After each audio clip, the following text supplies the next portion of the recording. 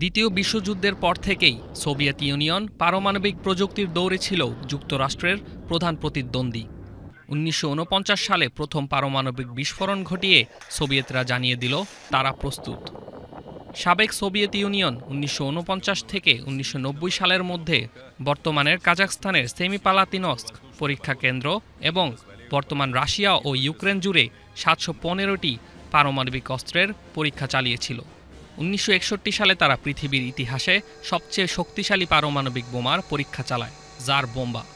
এর বিস্ফোরণ ক্ষমতা ছিল প্রায় ৫৬ মেগাটন, যা হিরোশিমার বোমার চেয়ে কয়েক হাজার গুণ বেশি শক্তিশালী। আজকের রাশিয়া সেই ঐতিহাসিক উত্তরাধিকার বহন করছে। বর্তমানে দেশটির হাতে প্রায় ৬,০০০ পারমাণবিক অস্ত্র, যা বিশ্বের সর্বোচ্চ। শুধু তাই নয়, রাশিয়ার আছে এমন পারমাণবিক সাবমেরিন ও আন্তঃমহাদেশীয় ক্ষেপণাস্ত্র যেগুলো কয়েক মিনিটেই ধ্বংস করে দিতে পারে গোটা একটি শহর। ২০২২ সালে রাশিয়া তাদের পারমাণবিক বহর তৈরি করা ও সেগুলোর রক্ষণাবেক্ষণে প্রায় ৯৬০ কোটি মার্কিন ডলার ব্যয় করেছে। কিন্তু রাশিয়ার পরমাণু শক্তি শুধু যুদ্ধের জন্য নয়, আজ তারা পারমাণবিক বিদ্যুৎ উৎপাদনের ক্ষেত্রেও অন্যতম বিশ্বনেতা।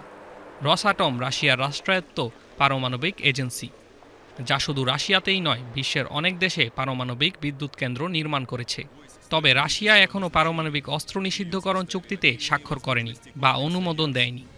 এটি একটি আন্তর্জাতিক চুক্তি যাতে পারমাণবিক অস্ত্রের ব্যবহার, উৎপাদন, সংরক্ষণ এবং হুমকির উপর নিষেধাজ্ঞা জারি করা হয়। এই চুক্তির লক্ষ্য বিশ্বকে পারমাণবিক অস্ত্রমুক্ত করা। তাই প্রশ্ন হল, এই পারমাণবিক ক্ষমতা কি কেবল নিরাপদ ও পরিবেশ বান্ধব জ্বালানির উৎস হবে, নাকি তা বিশ্ব রাজনীতির ভয়াবহ ট্রিগার হয়ে দাঁড়াবে?